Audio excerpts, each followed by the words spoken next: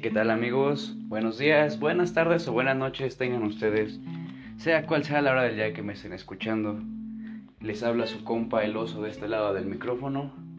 Y pues antes de empezar, me gustaría agradecerles que el apoyo que me están dando al meterse, al picarle incluso a este podcast, a escucharlo un poquito, ya que es un experimento que estoy emprendiendo, pues más que nada porque soy una persona curiosa y me gusta aprender mucho.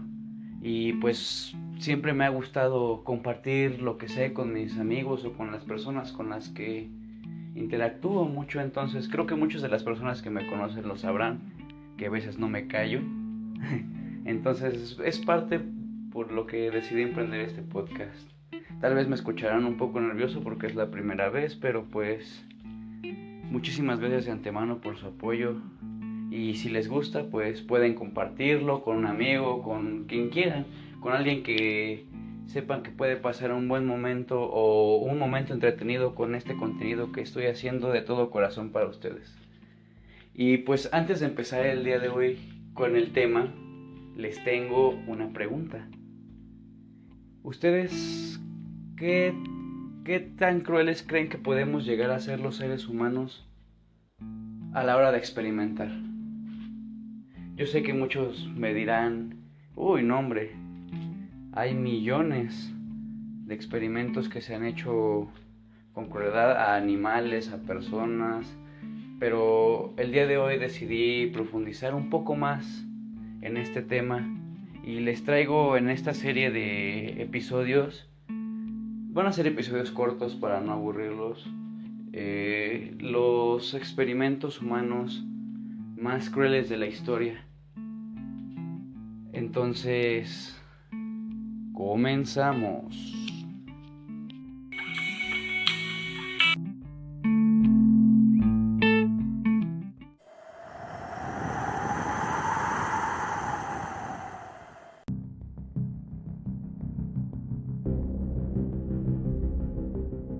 Así es amigos, y el día de hoy me gustaría inaugurar esta serie de episodios con uno de los casos que a mi parecer ha sido uno de los más crueles que ha hecho la humanidad.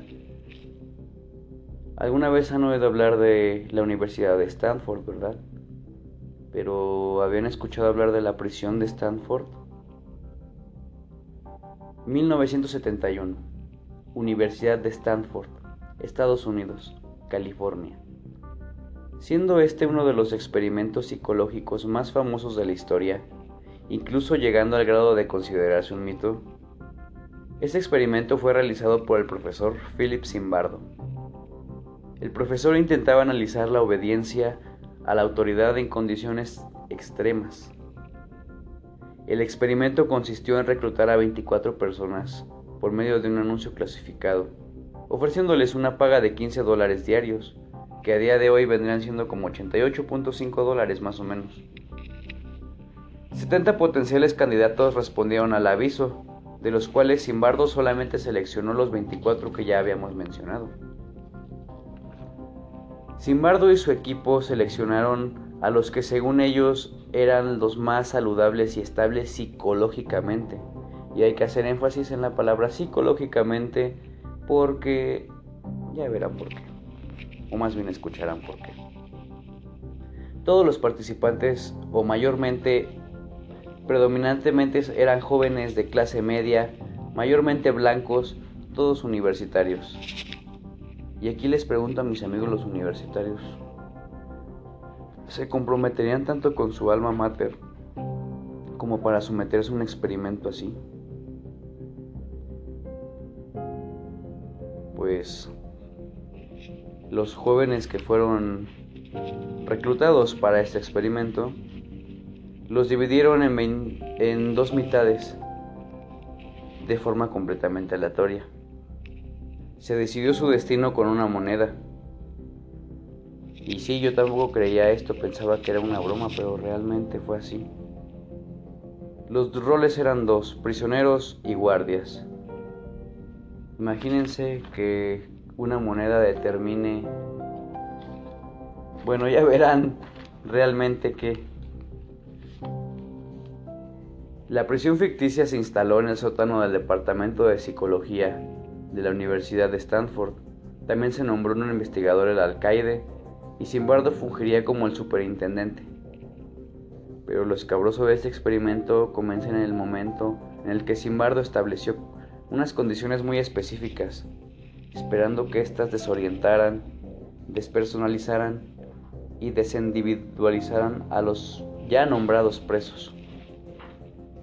Estas medidas consistieron en vestir a los voluntarios solo con batas de muselina, como las que llevan en el hospital, las que solamente traen tapada la parte de enfrente y lo de atrás, ¿no? Sin calzoncillos y sandalias con tacones de goma para forzarlos a tomar posturas corporales no familiares y propiciar a que sí que estuvieran más incómodos en el entorno ya. Y pues en mi opinión lo que más contribuyó a que el experimento funcionara fue que a todos los prisioneros se les designó un número y este número se convertiría en su nombre de ahora en adelante. Además, para simular su condición de libertad privada, se les puso medias de nylon en la cabeza para simular que estaban rapados y así desmoralizarlos más aún. Eso sin mencionar una pequeña cadena que le amarraban alrededor de sus tobillos como recordatorio de su encarcelamiento. Un día antes del experimento, a los guardias se les dio una pequeña plática de cómo debían actuar con los nuevos reclusos entre comillas. Se les dijo que su responsabilidad era dirigir la prisión de manera que ellos consideraran, pero no ejerciendo la violencia física. O sea que no podían golpearlos o no podían actuar de manera violenta si no los transgredían. Ellos tenían que mantener simplemente el orden en el lugar. De igual manera, se les proporcionó el uniforme caqui de inspección militar, como los que llevan los de las prisiones, porras y unas gafas oscuras de espejos. Esto para evitar el contacto visual con los prisioneros, y así pudieran ver sus ojos y sus expresiones faciales. Esa idea la tomaron de una película, La leyenda del indomable. Qué curioso. A los prisioneros se les dio la instrucción simplemente de esperar en sus casas a que los visitaran. Pero pues, digamos que no fueron muy sutiles al hacerlo. El departamento de policía de Palo Alto, que cooperaron con el experimento obviamente, los imputaron por robo a mano armada, pasando así por un auténtico procedimiento completo de detención. Básicamente como si hubieran cometido un crimen real, los imputaron, los subieron a la patrulla y así como aquí en México, pero pues por menos, incluyendo la toma de huellas dactilares, la fotografía para su fichaje y la lectura de sus derechos. Después de este proceso, todos ellos fueron trasladados a la prisión de Stanford. Después de esto ocurrió algo sorprendente. El experimento se descontroló rápidamente. Los prisioneros tuvieron que sufrir y aceptar un tratamiento sádico y humillante a manos de los guardias, haciendo que muchos terminaran con graves trastornos mentales. El primer día todo transcurrió normal, a lo que debía ser un día normal en la prisión, ¿verdad? El segundo día empezó el infierno. Se desató un motín, los guardias inclusive se prestaron horas extra para disolver la trifulca, atacando a sus compañeros con extintores de polvo químico sin la supervisión directa de Zimbardo. Y eso ya se empezó a poner muy macabro porque a partir de este momento los guardias intentaron dividir a los prisioneros y hacer que se enfrentaran entre ellos, organizando los bloques de celdas entre buenos y malos, para que se generara desconfianza y roces entre ellos. Esto les haría pensar que habría informantes entre ellos y pues esto mostró ser muy efectivo, ya que nunca se volvió a suscitar otra rebelión a gran escala. Y cabe mencionar que esta técnica sí ha sido utilizada en prisiones reales de Estados Unidos. Implementaron un recuento de prisioneros para familiarizar a los prisioneros con sus nuevos nombres, los números, claro está. El hecho de ser llamados por un número generaría un trastorno de despersonalización, evolucionando a experiencias más traumáticas, en las cuales los guardias imponían castigos físicos que incluían trabajos forzados. Muy pronto la hospitalidad y la higiene abandonaron. El derecho de ir al baño pasó a ser un privilegio que solamente podían darse las personas que se portaban bien, por así decirlo. Y los guardias podían negarlo, como frecuentemente solían hacerlo. Se obligó a los prisioneros a limpiar los retretes con las manos desnudas, los mismos retretes en los que se les negaba. Se les retiraron los colchones de las celdas de los malos y se les obligó a dormir desnudos en el suelo de hormigón. Y como si no fuera suficiente, la comida también era negada como castigo. Y como humillación se les obligó a ir desnudos. Para el cuarto día, corrió como el agua un rumor de que los reos habían organizado para llevar a cabo un plan de fuga, por lo cual los guardias incrementaron su nivel de sadismo con los prisioneros, como era de esperarse.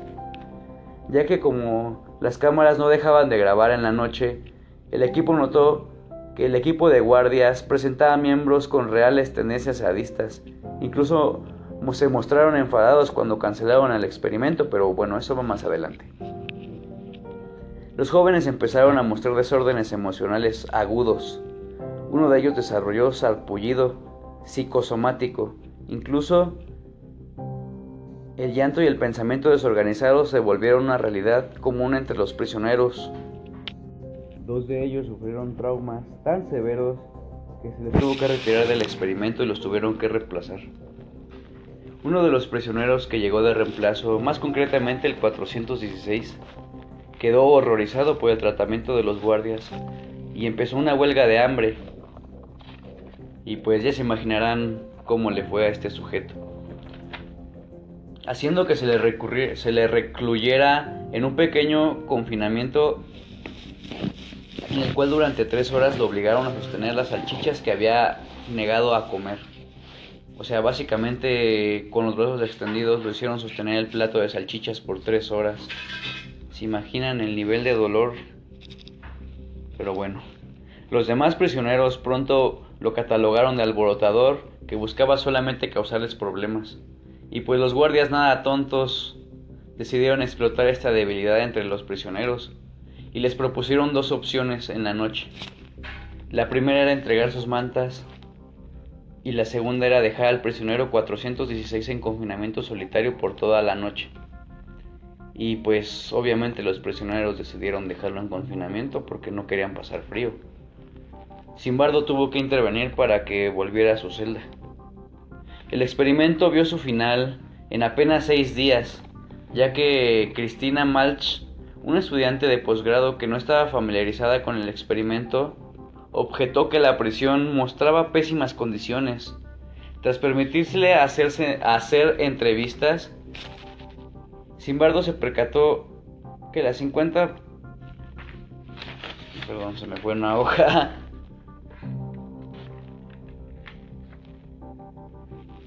Sí, entonces, después de esto, Zimbardo se percató de que las 50 personas externas al experimento que vieron la prisión no dijeron nada.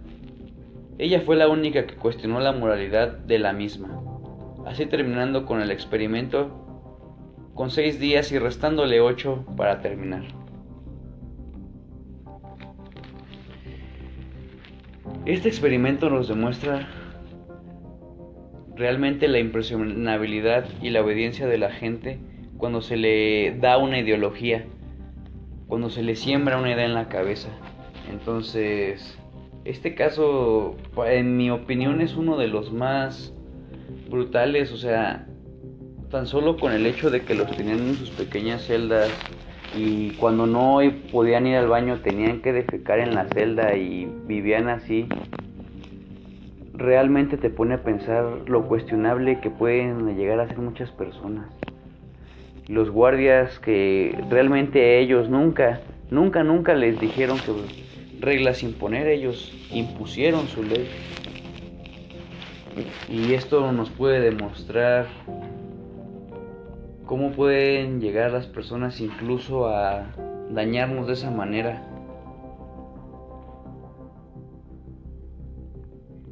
Y pues,